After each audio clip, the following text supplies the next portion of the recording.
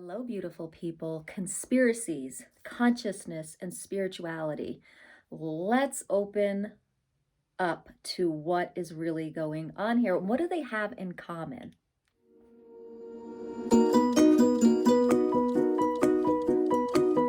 This is Rebecca. We are expanding consciousness and remembering our greatness here together. So let's dive deep so we can rise high.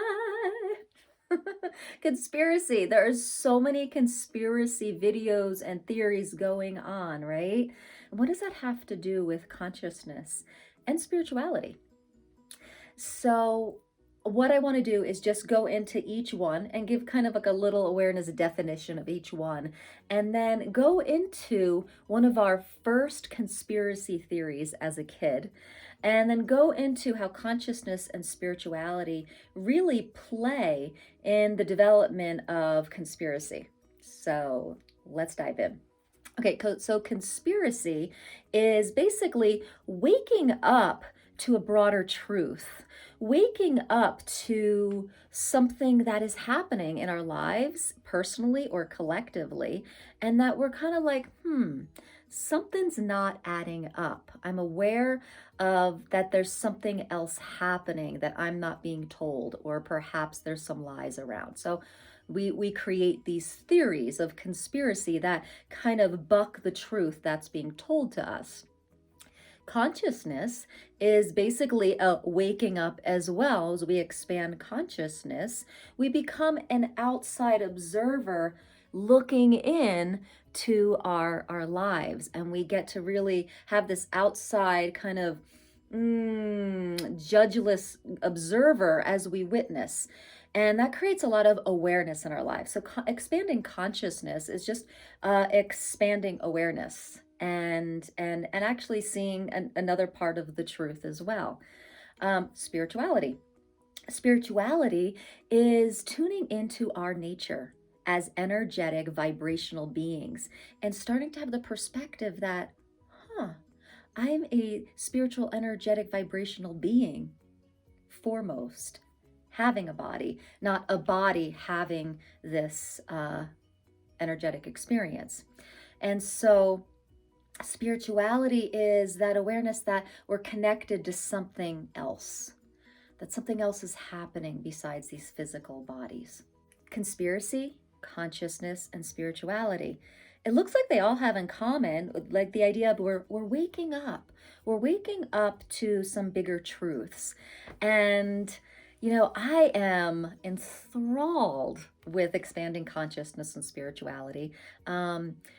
Conspiracy theories are something a little new in my life. So I'm kind of like, wow, I'm really kind of like, it's opening my eyes to some ideas, and some of them seem pretty far-fetched. But, what I think all three have in common is possibility.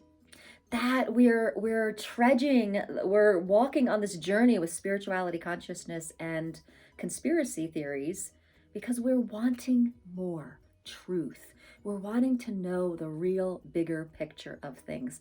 And that's an exciting time. And I think in this time of the Great Awakening is that there's more and more conspiracy theories and more people are having them. And I wanted to talk about our first conspiracy theory as kids. Now think about this.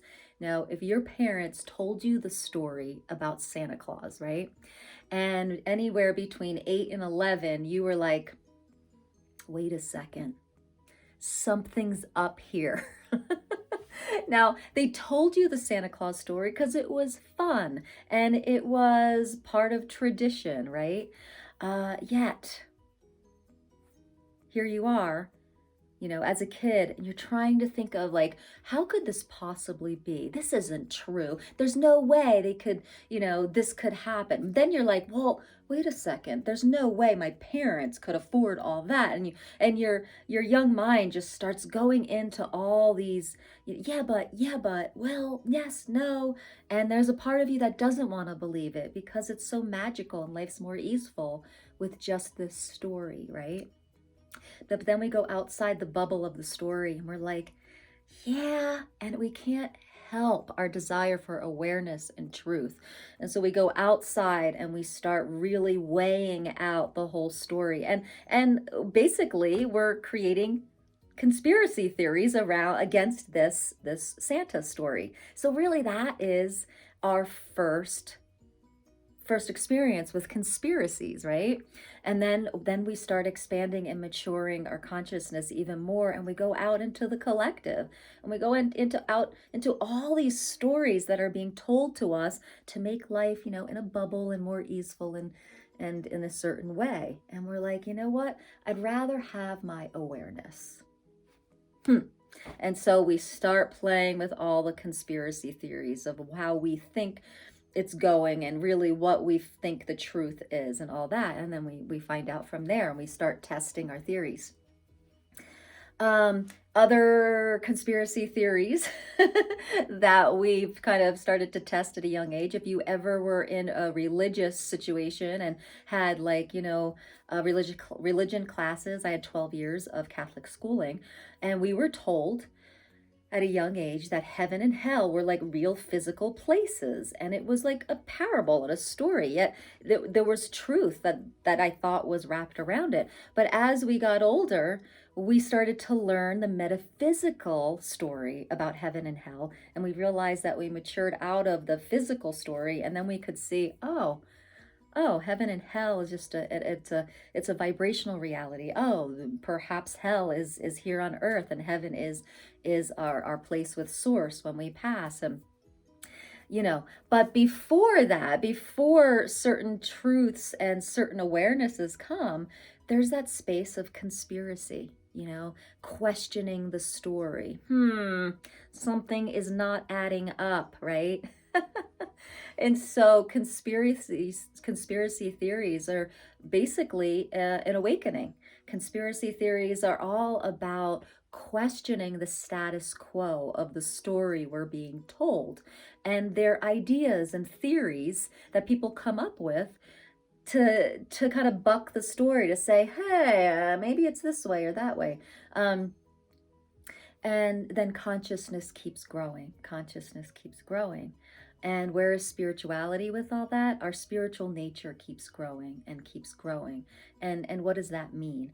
That means our spiritual nature, our connection to source or to the whole and to unity. And as we broaden our energetic perspectives and our connection to something greater than us, that in my perspective is us on some level, our spirituality kind of grows and expands along with our consciousness, which is the awareness. Okay. And when those things mature and grow, what do we have? We have expanded awareness. We're able to be in allowance. And then we really start growing that sense of oneness. And really what I notice is that when this stuff grows, the consciousness and spirituality, the conspiracy theories and stories are interesting, and they still are interesting, yet they don't matter as much, because in the consciousness and your spiritual nature that something else is at play. So I wanted to talk about with conspiracy theories is that they are an awareness and questioning about our physical reality, right? And once we come to a place in our hearts, our psyche, our awareness that we're all one, that this physical experience is kind of an illusion, the conspiracy theories, don't really have a lot of weight to them.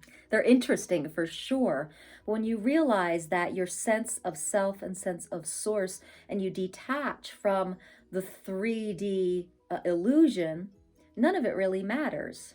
And so I was listening to a interview with Eckhart Tolle the other day, and he was just talking about, the attachment and identity of ourselves with a part of ourselves, with a physical reality, with a physical relationship. As we grow in consciousness and spirituality, we unhook from that attachment and identification. And that's where the true source of our power is. is detaching and just allowing our sense of self and source energy within us. And then all that story that's happening can come or go. Now, it's been interesting watching the conspiracy theories and stories that are happening. It's just like the conspiracies happening on this planet, but it's also happening galactically too. And the galactic stories are still of the physical realm. It's still, the planetary alignment.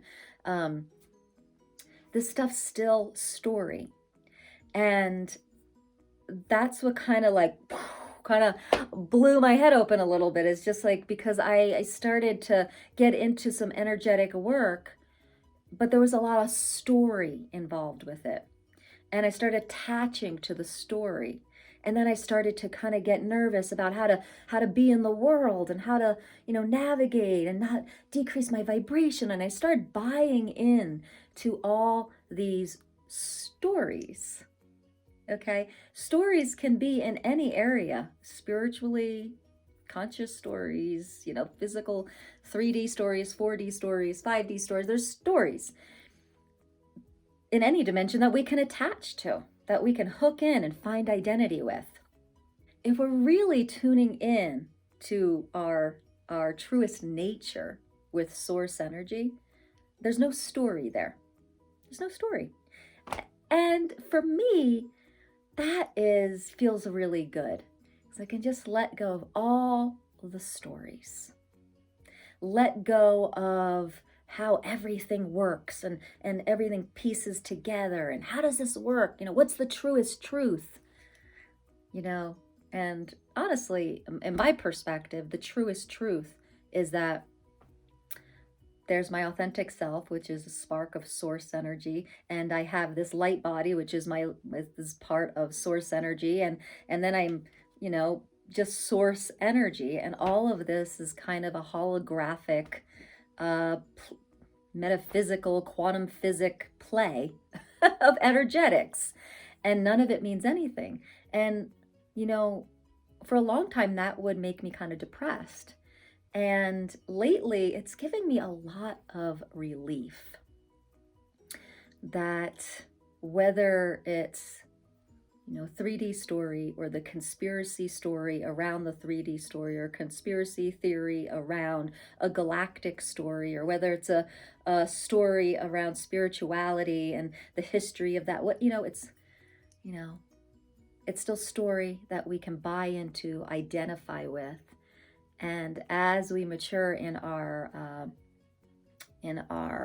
consciousness, we can handle the fact that we're none of it, and that there is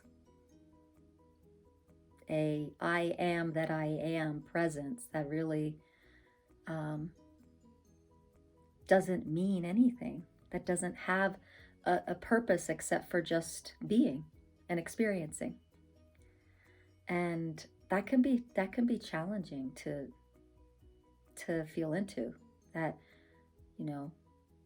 the only purpose is to expand and experience, and there's no true purpose. When there's polarity, when you're fighting polarity, there's a purpose to bring the light to the dark, to bring awareness to here, to, there's all this. But the way I see it is just our biggest purpose is just beingness.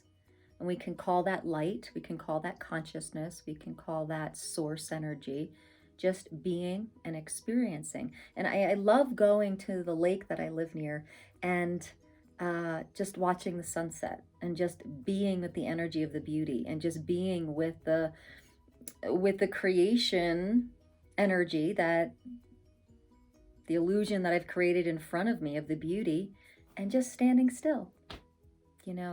For so long I thought there was something so wrong with me, because I was like not really, it's kind of like a weird kid.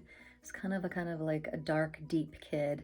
And then as a teenager, like I always thought there was, I wasn't happy enough or good enough or fun enough, or I was always feeling like I was going to be left out.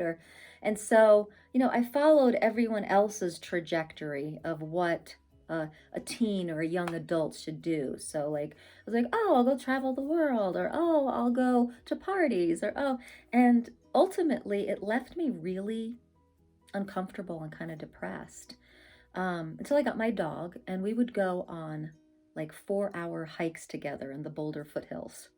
And that's when I became a songwriter. And I remember just spending hours and days and hours and days and days in the silence of nature with my dog, and just sitting down and just kind of writing. The words would just come to the paper, and I would write songs really easily. And that's where I was most at peace. And I remember traveling and getting to where I was, traveling to my destination, and just being me, being my heavy, deep self, except having to spend tons of money to go across the planet to just be there. And I was like, whatever you are, you bring yourself with you. And I was like, what's the point of traveling if I'm still working through all this stuff? And so I realized that for me in this lifetime, my conspiracy theory of my whole life was that, like, what if I don't need to go travel? What if the truth of me is right here, and traveling for me doesn't really, help with that? And so I was just like, okay.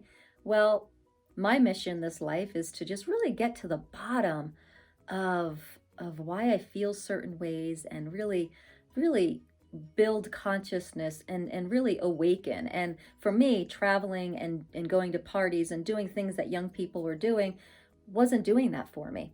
What did it for me the best was just really getting on my yoga mat, seeking and learning like spiritual and energetic traditions, and sitting with myself. And so that's what led me to become a yoga teacher and yoga training, and got me off into a whole tangent of expanding my own consciousness and learning about my own spiritual nature.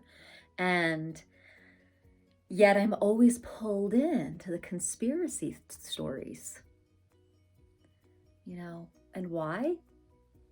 Because they're kind of fun, because they bring the idea of possibility, and so yet I'm still not this super traveler. And so it's just like, as I learn about the Galactic Federation, I learn about all, like, the dimensional wars, and what's happening with the ETs and all that kind of stuff. It's riveting. It's like a sci-fi movie, and I really love sci-fi.